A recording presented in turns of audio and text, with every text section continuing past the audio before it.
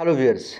These days, trend of publishing more publications is increasing. One reason is promotion. Everyone wants a promotion. Different higher education departments have set a criteria that if you have this much count of papers, you will be promoted as associate professor or maybe professor.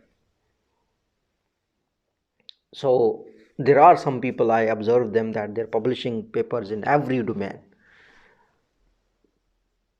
But I think instead of going towards the quantity, one must look towards quality. And more than quality, one thing is important, and that is your field, that is your interest area. If you are publishing 10 papers, let's say 10 of them are not good quality papers, 10 of them are not published in a good quality journal, but they are in the same domain. I think they're better than having a publication which is not in your domain. So you have to make your name in a certain domain in a time where everyone is doing the right race. I am someone who has worked with more than 10 companies, and as a freelancer I advised more than 40 startups, and then I work with the people in academia. I have observed one thing, that number of years of experience will never guarantee respect for you. I've seen people who were much more senior than some professors, but they were not respected because they had chunks of experiences in this domain, in this domain, in this domain. So all the time focus in one domain. Your experience of one domain of 20 years is much better than having 40 years of experience. Now you might be thinking that this is era of interdisciplinary departments, then how one domain experience is gonna help me. The point is that in current situations, whatever we do, it's all the time interdisciplinary, no matter whatever is the field.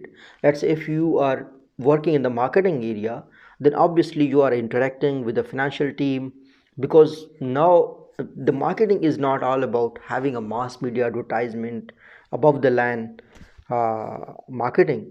It's more kind of about digital marketing, where numbers are involved, where budget is involved, where you do a campaign.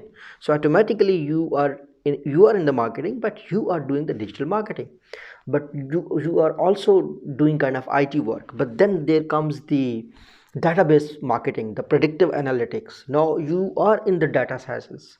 So whenever as a researcher you are working on these things, you are interacting with different disciplines. So uh, I'm sure all of us know that there's the statistics part involved, so kind of you are also working as a statistician.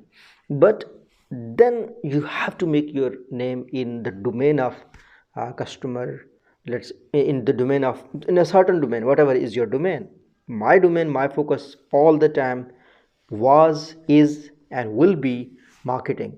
And in marketing, there is something called customer experience, there's something called the customer centric performance, there is something called the customer based company performance. That is something I believe in. I think this is the only way.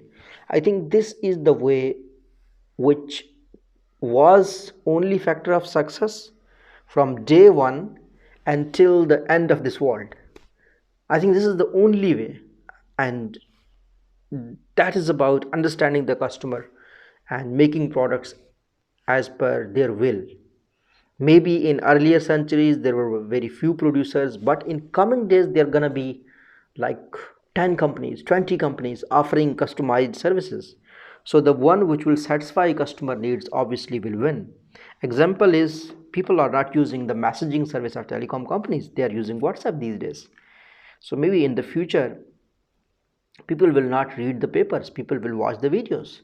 So as a researcher, if you think that your customers are not reading things these days, you write publications, you write blogs, people are not reading it, then you should make the videos, because that's the future, that's the trend. So does not matter whatever you do, you have to all the time think about your customer. That's what I wanted to share today. I hope you find it useful. Thank you so much.